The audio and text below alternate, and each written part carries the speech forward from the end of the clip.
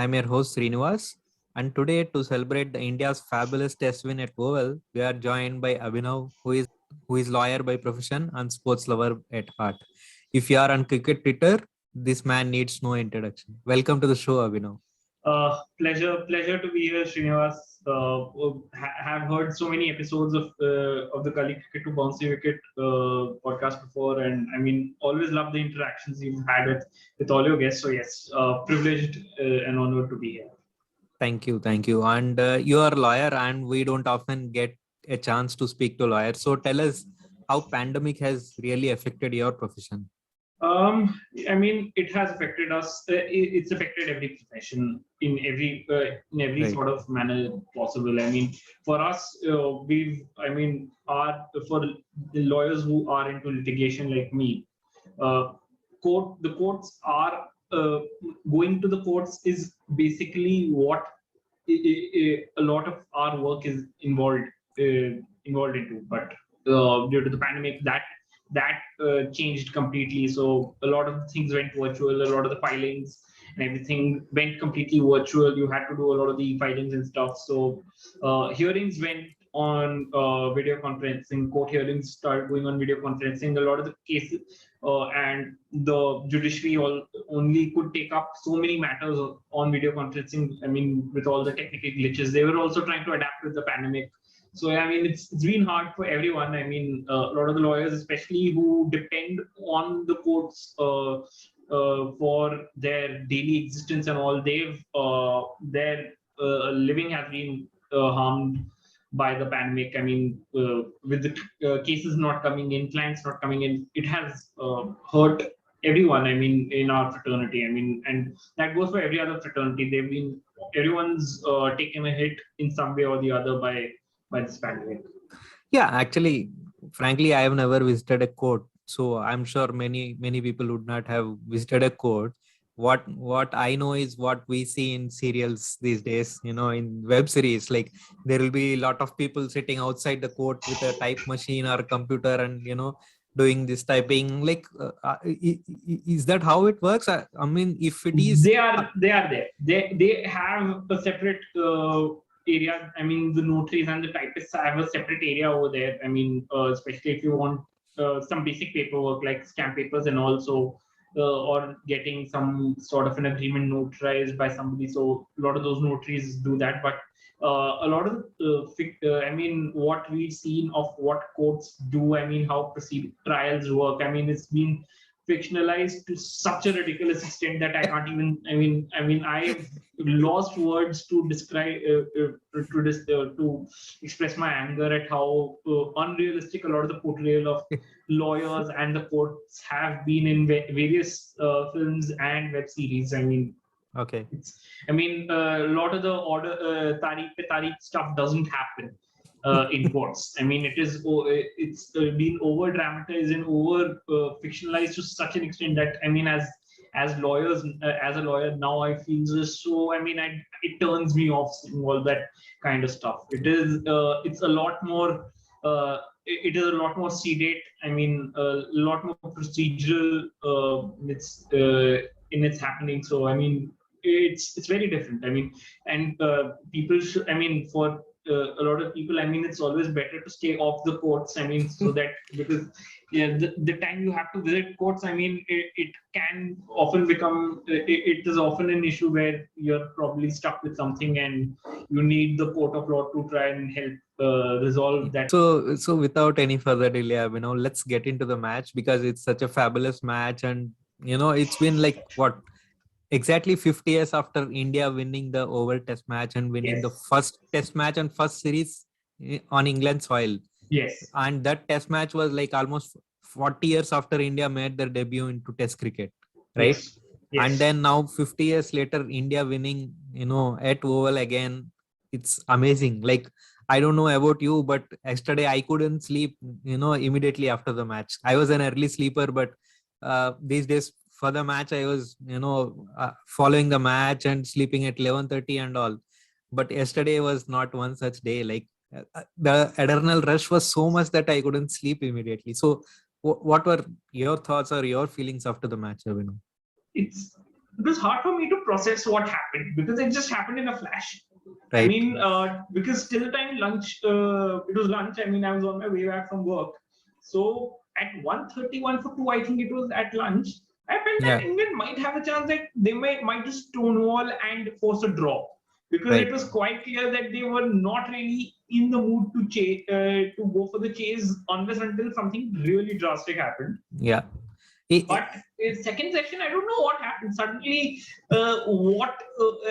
what happened to what did Jasprit Bumrah have in lunch that suddenly it just he suddenly became he suddenly turned into peak Wasim Wakar, which had frightened the English with the reverse swing in the early 90s when the Pakistanis made their name when that attack completely made their name in England at that time. right. So he just turned into a deep that reverse swinging demon of yore, which I think shocked the entire crowd, the entire English team once again. I think they got spooked by the fact that the ball was reversing once again, and Jadeja bowled a very important spell in that time. I mean, he was bowling constantly into the rust, scruffing the ball up from one side, which was aiding that reverse swing, which was creating that opportunity for the reverse swing to happen. So yeah, I mean hard to it's hard even today it's hard to try and digest what really happened because it just changed as I say it just happened in a flash. Yeah. So I'm sure at one point I was thinking England will go for draw. I know at any cost they are not going to win because they never play aggressively or they'll play for the result. That's kind of more or less these days England's tactics, because on day 5 we have seen with New Zealand as well before World Test Championship, like they don't go aggressively. So I thought they will stonewall the match and then they'll go for a draw. But what India did after the lunch, like you mentioned, was amazing. Like once Bumrah has come in and that spell of 6 overs was really amazing. So there are a lot of things to talk about. Let's go innings by innings. And to start with, there was no surprise. Virat Kohli lost the toss. So, but the surprise, but all of us were surprised, definitely, after announcing the playing 11. So, what were your first thoughts, Abhinav, when you haven't seen Ashwin's name in the playing 11? I genuinely was shocked at Ashwin not being a part of the 11 because I felt that I mean it was apparent in Leeds that Ishant wasn't bowling at full tilt and he needed to be rested out because he clearly I think looked injured.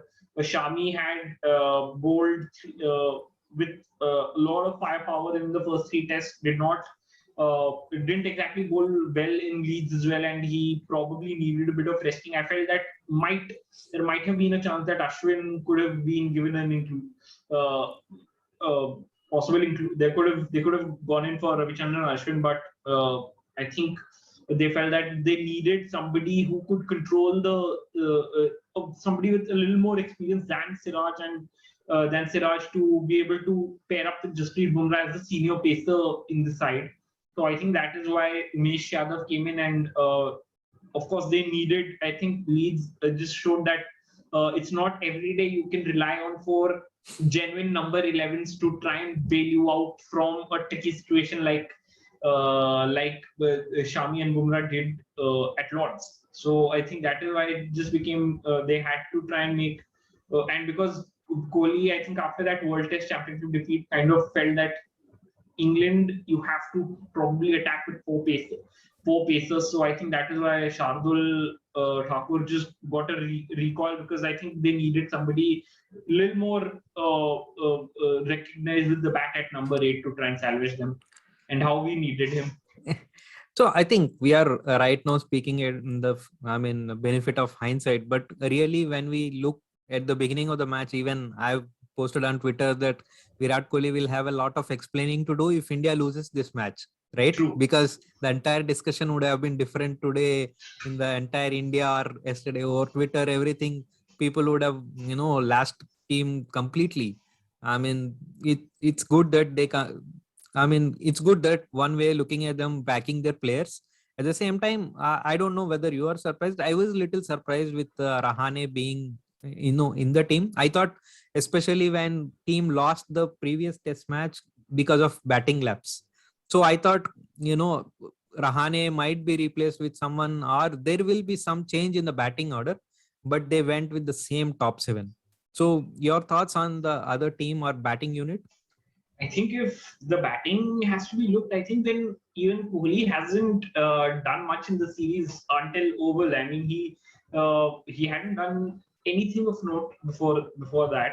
So if that was indeed the question, then the captain should have taken the lead and said that I'm dropping myself because I'm not performing. But I think he wants to keep faith with that batting, at least keep that sense of stability in the batting department, at least, that he trusts the vice captain. And also because, look, I mean, it's if you're the vice captain of the team, it is always hard for, you cannot exactly drop the vice captain of the team unless until you're really bold about wanting to make that change. And Kohli, it was a clutch game, so I think both Kohli and Shastri felt that they needed Rahane's experience around to be able to try and temper down, to probably tide over some of the trickier situations that might come up in the game. So I think, I mean, I did not find it too much of a surprise that they didn't make a change in the batting order. Yeah. So England won the toss and they have put India to the batting. Probably at that time, which looked like a good decision, seeing overcast condition and seeing India's batting trouble in the previous Test match. So India came into batting and then openers could not score much, and India were at one stage 39 for 3. So with I think Virat Kohli at crease looking little okay compared to the previous Test matches. And what surprised everyone is Jadeja came in for batting at number 5. So your thoughts on bringing Jadeja up the order? Interesting move, and probably the right move at that time, because I think Jadeja is a sort of a guy who can counter attack quite well in these situations. I mean, he's a punchy, pugnacious character. He knows, I mean, he has a way of figuring out how to deal with this kind of a situation before. So I think the team management felt, and also because he's a left-hander, so they felt that maybe try and change the angle, try and force England into making some changes with their bowling angles and all, because with a left-hander, you suddenly have to change your fields and everything once again. So maybe, I mean, prompted by that. So, I mean, I think a decent decision, I think probably giving the batting to somebody who's been relatively in better form with the bat than Rahane. So, I mean, probably they would have felt, if everyone is a right-hand batsman and bowlers need not adjust their lengths or angles, right? Probably exactly. left-right could be the major reason for bringing Jadeja up the order, but they have an option to bring Pant as well up the order. So why do you think they would have gone with Jadeja? Do you think it is because Pant not scoring so many runs in the first 3 Test matches? Why? What do you think? I think it's because, I mean, Jadeja, I think one partly because Jadeja has been in form. Two, I think they want to still keep somebody like Pant in for the second new ball. Suddenly, if it comes about, then you want somebody with Pant's ability to really muscle the ball through to generate to kind of get some hitting down from number 7. So I think that is why I think they wanted to. I mean, they were thinking that if Jadeja and Kohli can stitch up a decent enough partnership which stretches out for long, and Rahane is able to support them from number 6, then and somehow take it to 80 overs, then they have a chance with the second new ball that a Pant can come and start going hell for leather immediately after that. Yeah, but the match thereafter went in definitely a direction which none of us expected, right? Like, True. again, Virat Kohli and Jadeja have put 30 runs partnership. Virat Kohli and Rahane had another 35 runs. And then once Virat got out, immediately after the 50, Rishabh and, Rahane, everyone perished immediately. So just one big innings of Shardul Thakur, right? Without that, definitely the scorecard would have looked 140, 150 maybe. So your thoughts on Shardul Thakur's batting? Actually, Shardul's 50 is the fastest 50 in England Yes, the in a fastest test 50 match.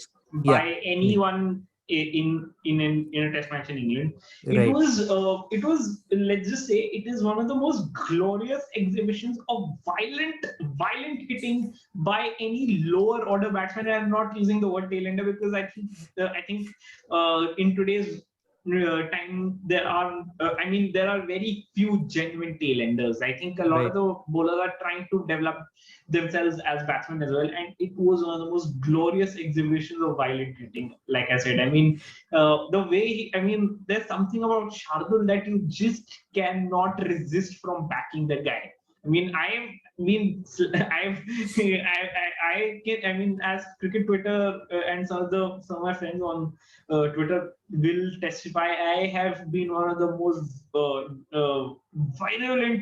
I've had one of the most virulent hatings for Shardul before Gabba happened. I used to call him the signal of the mediocrity that prevails with this Kohli Shastri team management, that they are backing too much mediocrity, and Shardul is the epitome of that. But Gabba kind of changed me, and Oval, it was the first innings. I think it was basically Shardul. And look, Shardul's use his ability to really hit the ball with a lot of power. He's immensely muscular, and he's got sort of a build that he can take on any kind of bowling, especially with he loves to face fast bowling. So he just can, and with those incredibly strong wrists. I don't know how much strength that those wrists have. He was just picking up the ball from that short of a length area and constantly pulling it over the square leg deep mid wicket area,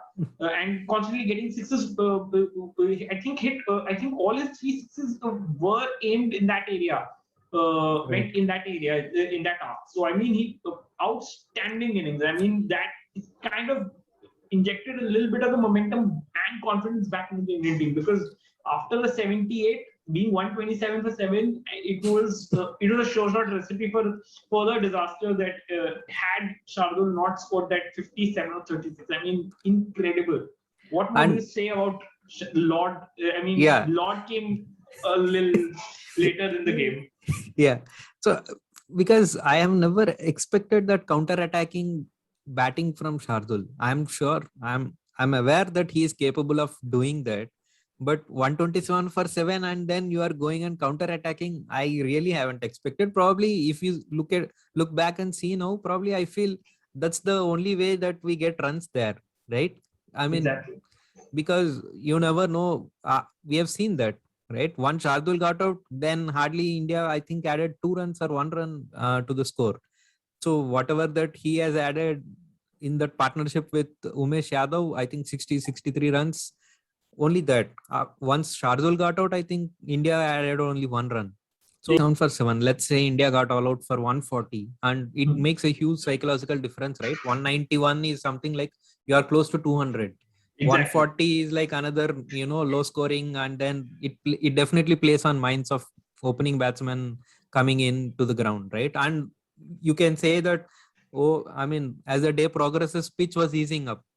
So yes, basically, then had India been all out for say 140, 150, India would have been chasing the game from there on. And it was always then, as they say, India would have been behind the 8-ball curve right since then. But thanks to Shardul, somehow, the score went up to 191, and suddenly the bowlers felt they were in the game. The team felt that they were in the game once again, especially if they could get a couple of early wickets out very, very early. Right. So again, England came to batting immediately. They might be they would have thought, no wicket should have been the target for them for the day, right? At the end of day 1, they might be wanting without losing a wicket, and they don't mind score because they also know well that pitch is easing up and day 2 will be easy. But I think at the end of day 1, India would have been definitely happier taking 3 wickets of the England, right? What were thoughts at the end of day 1?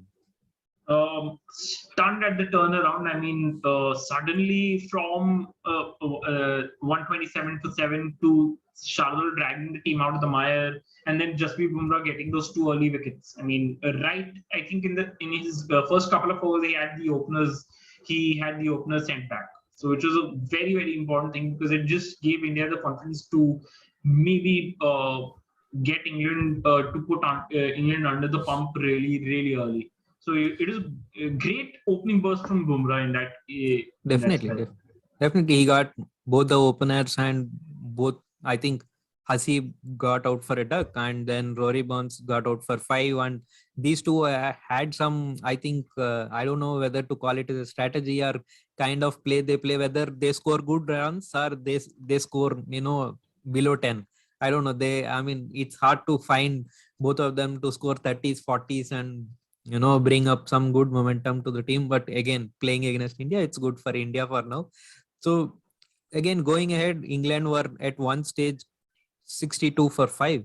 So from there they ended up scoring 290. Of course, it's a function of the pitch getting eased up, and then some leaking of runs by Indian bowlers and the way Olipop has played. So your thoughts on India ending up giving a lead of 99 to England? Look, I mean, it has been a perennial issue of Indian bowling since time immemorial, that lower at order. I mean, as that popular dialogue from the bunk goes, Hamid, legist, and to use that for this Indian team, हमें top 7 से डर नहीं लगता साहब, हमें आखिरी 4 के हमें नंबर 8 के नीचे से डर लगता है. And that is what happened. I mean, Chris Wokes, I mean, he's as accomplished and a bowling all-rounder as there are in world cricket. And I mean, he kind of played an innings similar in terms of the pacing of it to Shardul, a 60 ball 50 that he had. So, I mean, very, very, very important. And Ollie Pope's 81 on return. I mean, very important, because especially it gave England that sort of an upper hand that they would have felt that in that little instance. And again, I mean, it's classic Indian bowling that, I mean, the moment you've reduced the team 5 down, you suddenly have run out of all your ideas and the gas, and suddenly those batsmen from number 7 downwards, 8, 9, 10, 11, suddenly get a few runs that put you behind. And I mean, from there, eh, with that 99 run lead that England had, I felt India, especially if they do really have a kind of a batting collapse that they had in Leeds and then in the first innings, India could stare at a very, very heavy margin of defeat. But I mean, I did like, I mean, to give credit, I liked how Umeshyadav bowled in that first innings. He looked as if he had something to prove. He hadn't been playing a lot of cricket for India for very long. I mean, for a while, he hadn't played since that Melbourne Test, and he's never really played a lot of Test matches outside India. So I think it was a great, very good spell from him. He looked very sharp in his spell, I think. And yeah, again, credit to Shardul that he had that one.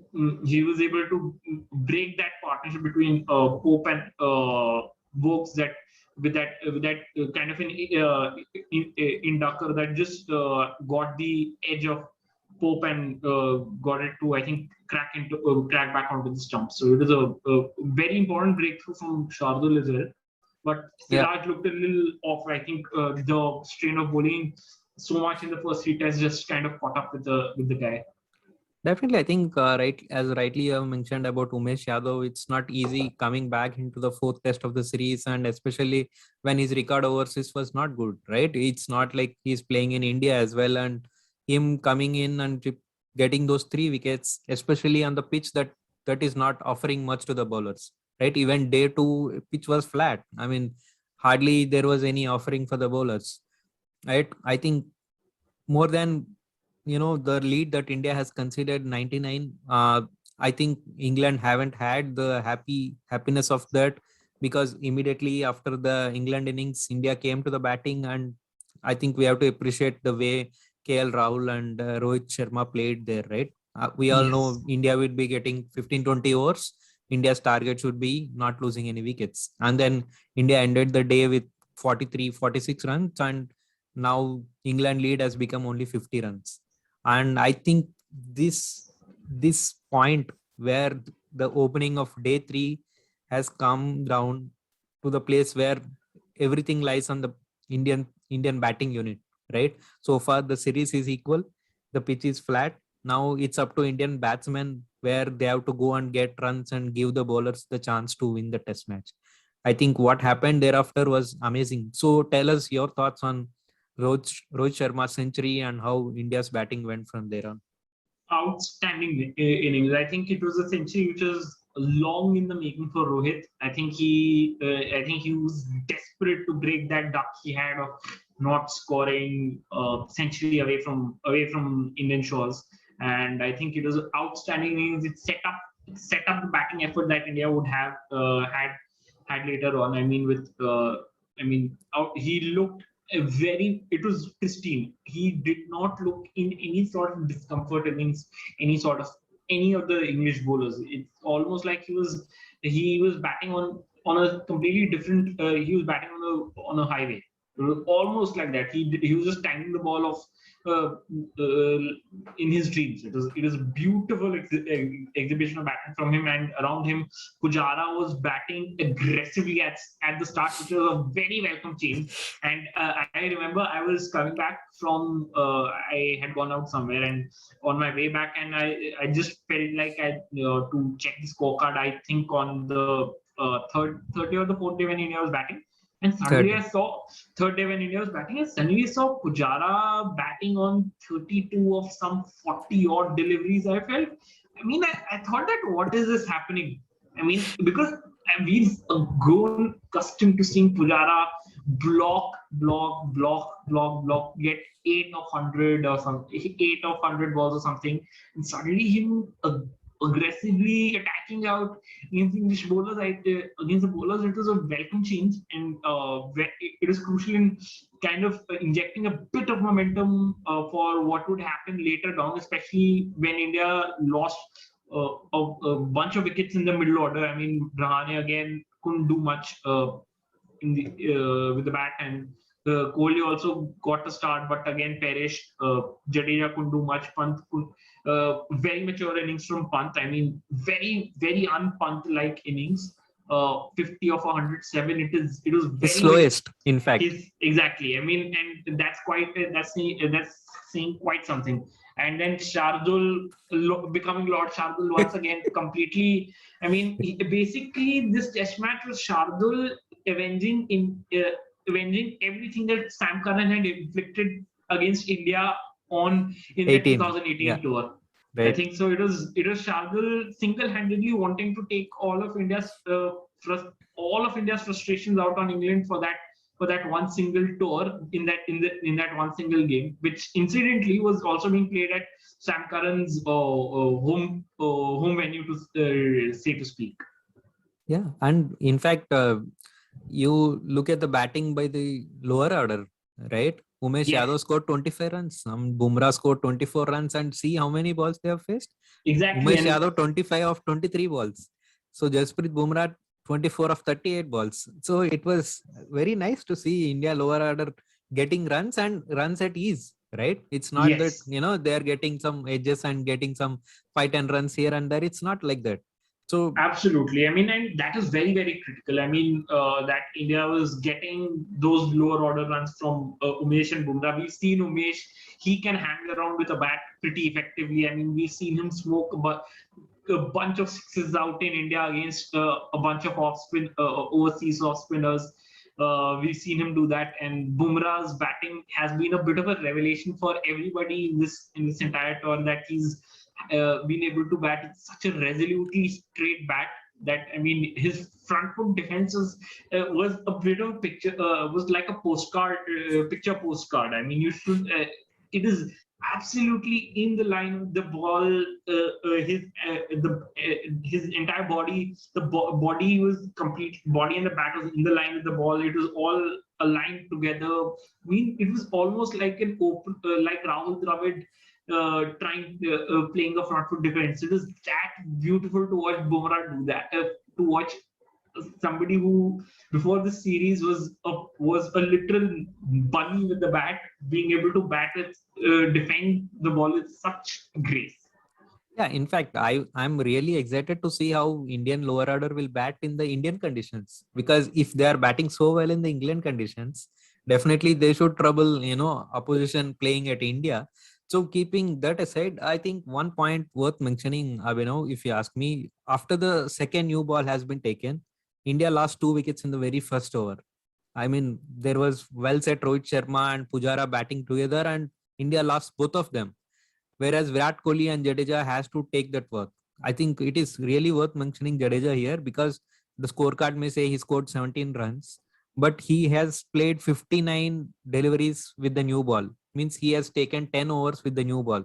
I think this partnership between Virat Kohli and Jadeja, where I think it's a 59 runs partnership, has really helped Indian lower order to get those runs, because they have taken the new ball. Because Absolutely. they have played those probably initial 20 overs with the new ball. Otherwise, I was just looking at the match and I was thinking these two should not get out now, because Virat Kohli with not in great touch in the series, and I thought it is very difficult if Virat Kohli and the subsequent batsman comes with the new ball.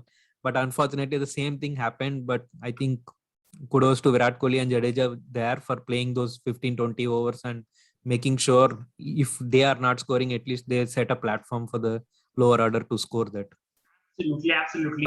Speaking of England's bowling, Chris Wokes, like Shardul Thakur, he's everywhere, right? He got 3 wickets in the India's second innings, and he got an half century in the India's first innings. He was playing as if he was in full form, and he is not coming as middle of the series, right? It's amazing Absolutely. way he has been playing. And if you ask me, we can really say Chris Wokes is the next best all-rounder to Ben Stokes, if you ask me. So your thoughts on Chris Wokes?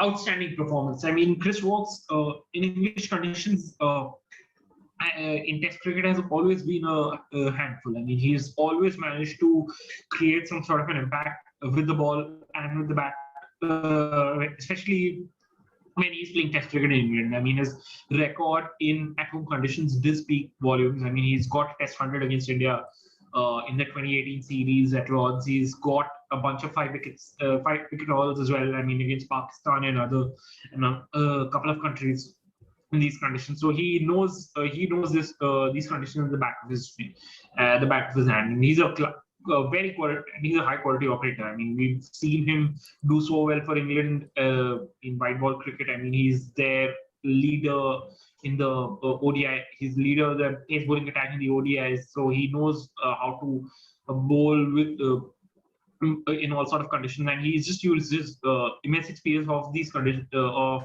how to play in England to be able to hurt the Indian batting, and it was outstanding. I mean, he clearly knew he had some match practice behind him, so he knew what he had to do. I mean, an outstanding performance from him in both the departments, the bat and the ball. Yeah, moving on to England's second innings, India has set a target of 368, and just then, I mean, what India doesn't want has happened, I should say, because we know England will get 30-35 overs, and what India need is something like the day one, right? What happened at day one? Probably India was looking for 2 or 3 wickets at the end of day 4. So India can easily win the match on day 5, but England has put up a partnership of 77 runs by Rory Burns and Hasib Hamid. And okay, Abhinav, so tell us, what were you thinking at the end of day 4? You thought India will win, or you thought all the 3 results were possible? What were your thoughts on end of day 3, day 4?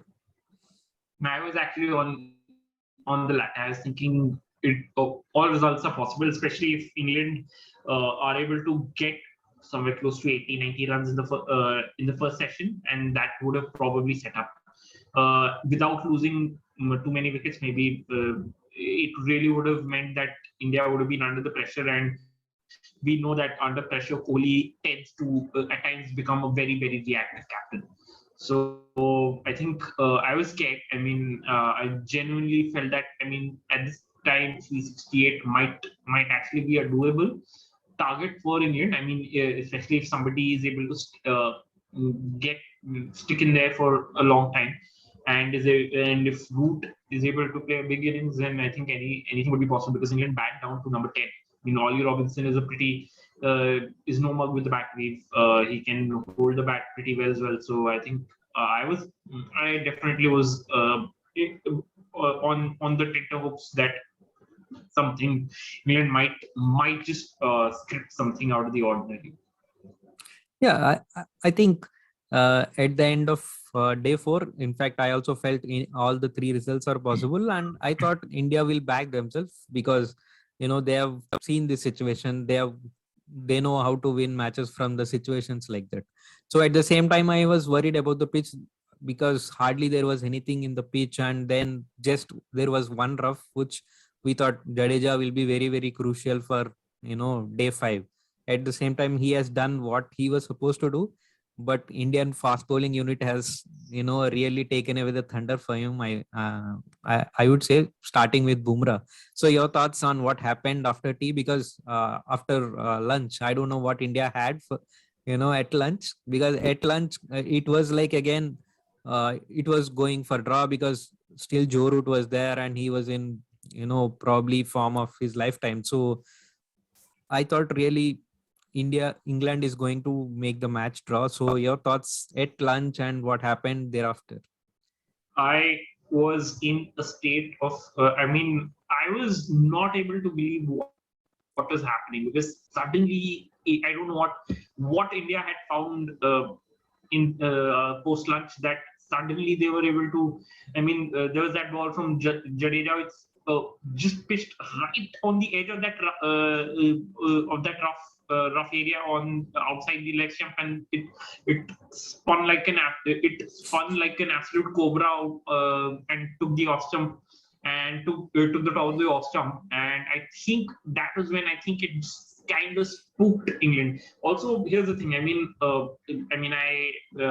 was listening to Adam Collins and Jeff Lemon on the Final Word, and also on the Great Cricketer podcast. So I think, while Hamid played a very good innings, he looked especially brilliant on towards the end of day 4. But I think on day 5, I think he looked a little too much.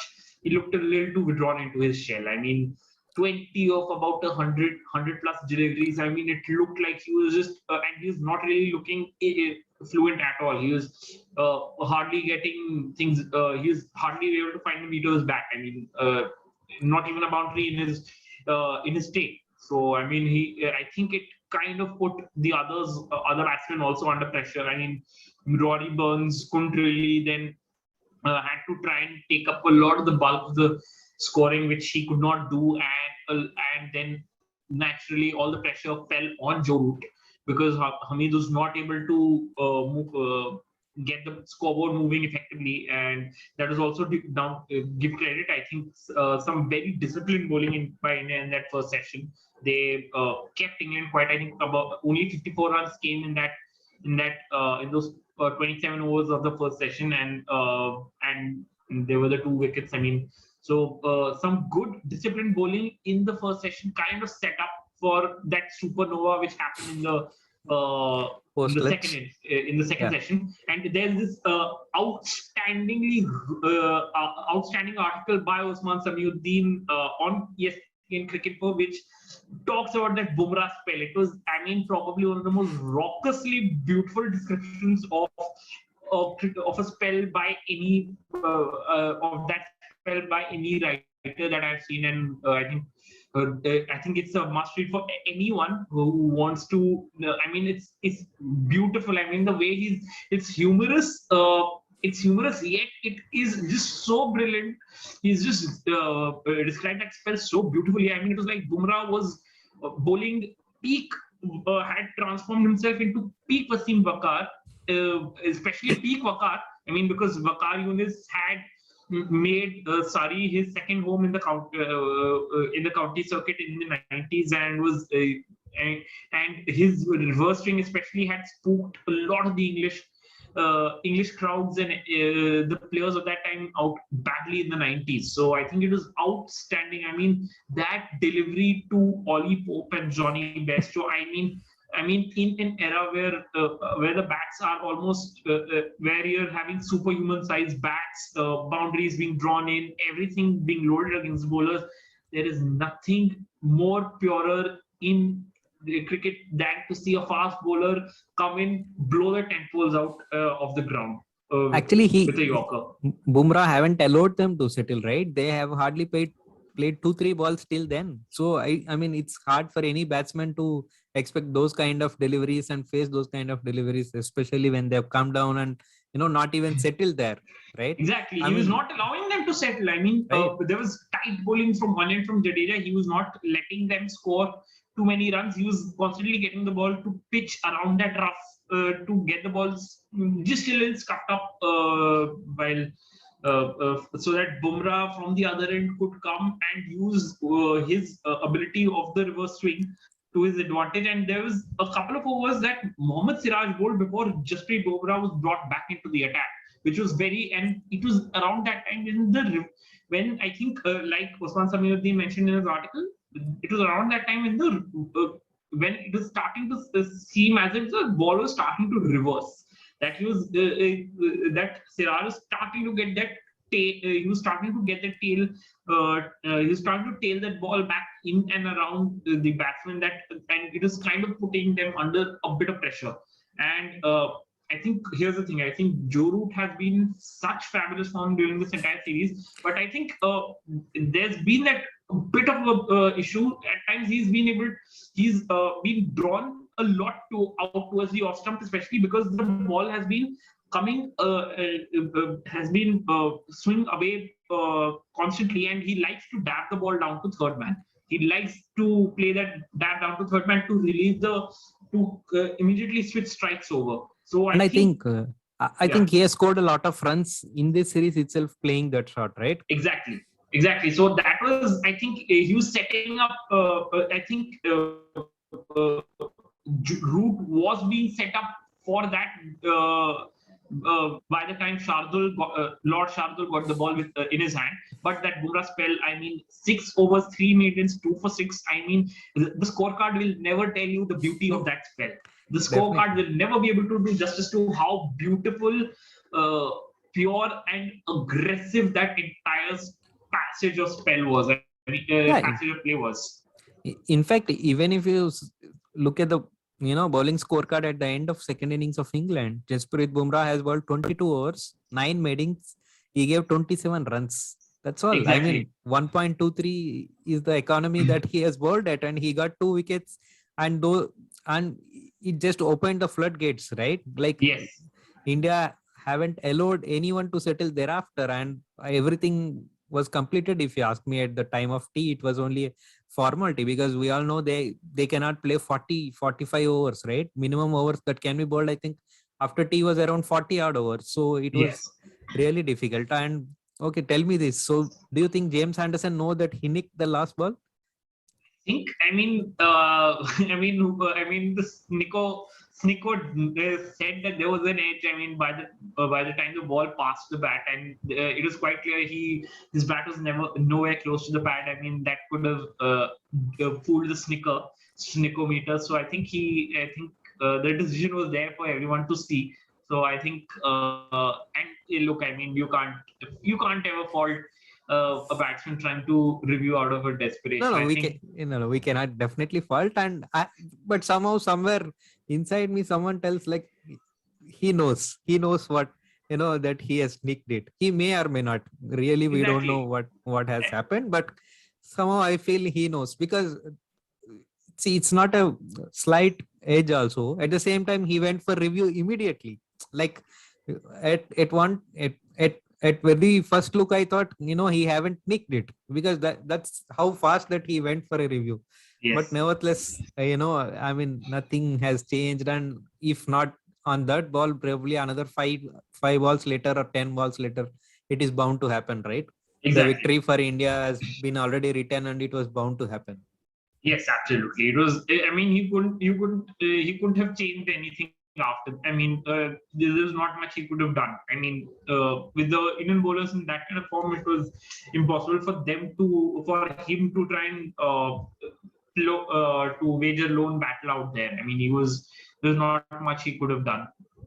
Definitely. And I think what can happen in a single session, I think this has to go as a record for that. This has to go as a textbook chapter, if at all there is a chapter written on cricket saying what can happen in one test session, right? I mean, Absolutely. what happened in session 2 was amazing.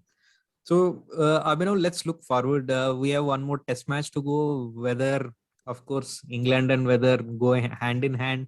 Somehow, weather has taken rest for 3 test matches, and I think it is going to come back for the final test match. So, keeping that aside, so Manchester is one such place where India have never won so far. Yes. So, at the same time, Manchester is a place where spinners get support.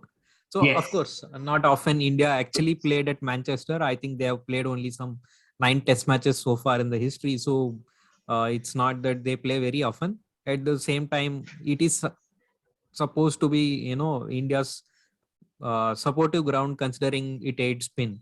So keeping these things aside, so what do you think could be possible changes going into Manchester Test, especially Rohit and Pujara haven't fielded on day 5. Like we don't know or we are not sure about their fitness, and will Ashwin get a chance at least now? That is the biggest question, right? So your thoughts?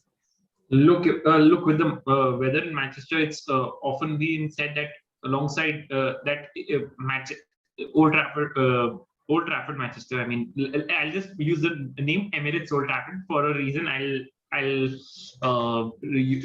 For a reason I'll be telling later on during this entire thing. So it's considered to be one of the wettest places around, wettest grounds in England. I mean, also because of its proximity to the Atlantic, towards the Atlantic Sea, Atlantic Ocean, and the Irish Sea, which draws a lot of those cold currents in. So it gets a lot of rain. So I mean, you and the forecasts have said as much that there will be loads and loads of rain right through the 5 days of play. So as far as changes concerned, I mean, look, I think I think India will make a couple of changes. I think Siraj will definitely get a rest now. I think so. I think one of Shami or Shant might get a recall once again. Considering how, and like you rightly said, Manchester is supposed to be a ground which has aided the spinners traditionally. So it's In fact, in 2014, India played both Jadeja and Ashwin there. like you rightly said, in 2014, which was the last time India played a test match in Manchester, both Jadeja and Ashwin had been a part of the 11. But look, I mean, and look, I think the conditions would be slightly similar again. I mean, it's going.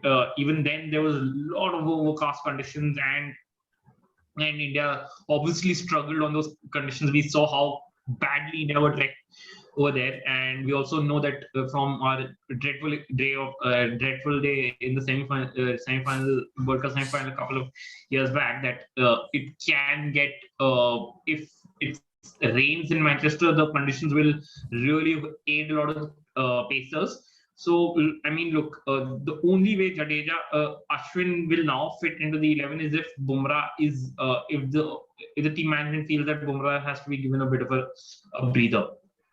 Because then you at least replace Bumrah's aggressive wicket-taking nature with Ashwin's intelligence and his own aggressiveness that he brings into the game. So I think that is the only way then that Ashwin gets into the bowling setup, because I think Shami will make a comeback with Siraj being rested, and Umesh has done absolutely no harm to staying to getting a nod at Old Trafford as well, and Lord Shardul will have to be there. So that's as Yeah. simple as that. Batting, I think they will, especially if both Rohit and Pujara are ruled out, unfortunately, then they have to keep Rahane so that they have an experienced batsman in that middle order. And I would see, and then I think Mayank Agarwal and Hanuma Vihari obviously become the beneficiaries there. That Mayank comes out to open with KL Rahul, and then they have to make the call whether they want to bat Vihari at 3, or do they want Rahane to come up the order and in fact bat at number 3. and then maybe Bihari batting at either 5 or 6, depending on whether they want to how they want to shuffle around with Jadeja and Pant. So it depends Yeah, on that. But hopefully, if both Pujara and Rohit are fit, then I would probably not tamper around with the batting and yeah, give Rahane one last go before seeing if they should continue with him in the home season to come against England, against New Zealand, and in the South Africa tour. yeah. I think they are not going to tinker with the batting if everyone is fit, because I'm sure Rahane will get a chance. If he is playing in fourth test match, I'm sure he will be playing in the fifth test match. And obviously team's mindset must be, like you mentioned, let's give a full go with this series and let's see how he's going to come up, right? And then Yes. decision can be taken for the next series. So if fit, I don't think India will change batting. And like you mentioned, there is a very good chance that bowlers can be rested like Bumrah and Shami, and then we can give chance to other bowlers, because uh, seeing the India's bowling unit, I feel anyone any day is a good bowler, right? That's how Absolutely. it goes in the current situation, and I think they will back. But for all this to happen, weather has to support, and I don't see Yes. really a bright spot there. But let's hope for the best, irrespective of how weather is going to do. India is already leading against England, so even if it goes for a draw or whatever happens, India is going to win this series unless there is something drastic happens, right? So India is Yeah. going to win the first overseas 5 test match series if at all they are winning this. So India have never won a 5 test match overseas series before this. Yes. Yes. So let's hope for the best, and let's look a little ahead. We are having T20 World Cup squads announcement tomorrow, or probably by the time I release the episode, BCCI might release the squads as well. So quickly tell us what were your 11 and what will be your 15. My 11 is relatively straightforward. So Rohit opens, and it depends on, and KL Rahul's position depends on whether he finds that 2018 KL Rahul once again or not during the IPL. If he does, then he slots into the opening into the opening slot easily. Then if that happens, then Virat at 3, Surya Kumar Yadav at 4, Pant at 5, Hardik Pandya and Jadeja to follow at 6 and 7. Lord Shardul at 8. You've got to keep him because look, in T20 he will be able to give you some useful runs at number 8, and especially if you're stuck in a situation, then maybe a 10 ball 20 from Shardul will come in handy, and And he will bowl. yeah, right, like you are about to mention that he has the ability to pick wickets from nowhere. Like when Absolutely. everyone is struggling, he has the ability to come and give you those 1 or 2 wickets. And Absolutely. Yeah, I mean, definitely he should be there in the playing 11. has to be there. And in fact, you mentioned that ability of his taking wickets. So last night, before when I think Root and Vokes were batting, I had tweeted in the middle of their partnership that because these two, it is on record. It is you can see it on my profile. Everyone. So I had said that only Virat Kohli needs to immediately bring back Lord Shardul and to create a wicket taking opportunity, because he knows to take out an opposition wicket when they are least expecting a wicket to go down. So, and if as sure as hell, Lord Shardul appears into the bowling attack, and first ball he gets Root to drag the ball back on the stump. So yeah, Shardul at 8, then Bhuvneshwar Kumar, if he's fit, then he immediately slots in at 9. And then Bumrah and one of either Yuzvendra Chahal or maybe one of Chahal, Varun Chakravarti or Rahul Chahar to slide in as the specialist spinner. Uh, and then from the 15, then Shreyas Iyer is the backup middle order batsman. And he might be in the 11 depending on how KL Rahul does in the IPL. Because if KL does not perform in the IPL, then I think Virat goes up to open the innings. Surya Kumar Yadav goes in at 3, and Shreyas Iyer will take his spot at 4. And then So I think I would probably start with probably Yuzvendra Chahal in the 11. So Varun Chakravarti is the second spinner in my in the squad. If fitness permitting, Washington Sundar would be there. Yeah, actually, Sundar was always in the playing 11, right? When Yes. India was playing, Sundar was always in the playing 11. Of late, of course, there was a lot of shuffling that has been done, but I don't think Sundar will be fit or they will be taking chances. So, considering that, do you think Ashwin will get a chance in the 15 at least? I hope, but I do not think so. Yeah. I hope to see that happen because I think Ashwin's T20I record speaks for itself. Was till recently the highest wicket taker for India in this format. Probably one as intelligent as they come. Is an off spinner. He knows and he feeds on left-handers. So in that sort of a matchup, he will obviously have that edge. But I think he's not really played a T20 international for India in I think about 4 years now. So I do not see him getting a recall anytime soon. And if Washington Sundar is unfit, then it opens the door up for somebody like Krunal Pandya to make his to somehow become a bit of a surprise entry, either in the 15 or in the reserves that will be there. Because I think India is I think you can have 18, but India will probably have probably might travel with 5 reserves in as backup. 3 of those officially on ICC's roster, and 2 might be on BCCI's own, as per the report I read from Prashant Sarkar of PTI, which was also on Outlook, that India might go in for 5 reserve players. So I think if Washington Sundar is not fit, I think Krunal Pandya has a chance to make it either in the main 15 or in the reserves.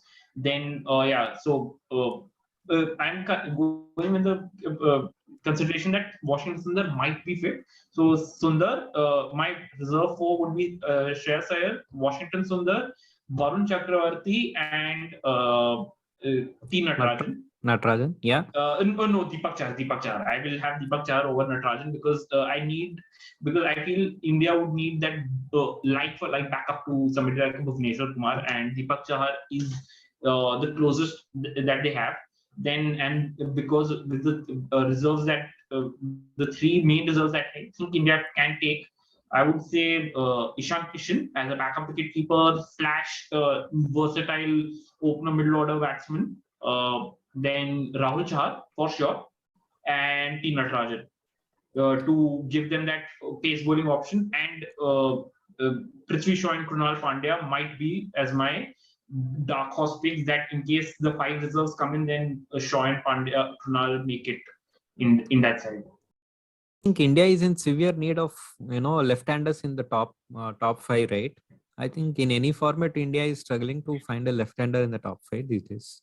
Yes, it is there, but and that's why somebody like an Ishan Kishan's opening presence suddenly opens up a lot of possibilities, because he can bat anywhere. He can open and he can bat anywhere in that top 5.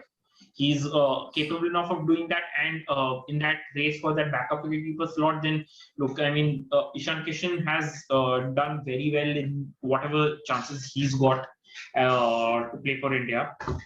And Sanju Samson, look, for all the talent that he has, he's really never. He looks like a fish out of water while playing for India. Does not look comfortable at all. Don't know what the reason is, but I think that the horror run he had in Sri Lanka, I think that has I think that might be it for Sanju Samson, at least in the near short term. He should not be. He does not seem to be a fixture for me, at least. Yeah. Let's see what BCCI is going to announce tomorrow. So I think so thank you, Abhinav. Thank you for joining with us, and I think in very short notice you have joined. So thank you very much. My pleasure, Srinivas. Like I said, it's always an honor. It's always an honor for me to be able to talk to like-minded cricket enthusiasts and podcasters and all. So it gives me an opportunity to be able to share my views with everyone. what I think, and be able. Hopefully, there are people who will find some sort of a resonance with what I say, and might have an agreement. It might be in agreement with me or disagreements, but that's what makes things things much better in I life. think So disagreements make things more interesting, right? Agreements, exactly, fine. So sometimes I really feel people who disagree also brings very good points. That's exactly. what I feel, being on Twitter. Of course, there are some people who like who we cannot change. So, but still, It's many times I see a really good point in the disagreements that I face across. absolutely. I mean, it's an important part of. I mean, a proper civilized dialogue only happens when you have an agreement and a disagreement to what is being said. So I think till that time that spirit is maintained, it's always all good. So yeah, I mean, the pleasure being here, Yeah. and to everybody out there, please follow and subscribe to Gully Cricket to Bouncy Wicket on all the podcasting platforms, and also on Twitter and every other social media platform you can find them on. Please, guys, this is some you will miss out on some quality content otherwise. Thank you, Abhinav. Thank you very much. And that's all for the today's episode. Thanks for tuning in and stay tuned for more such interesting episodes. Bye bye.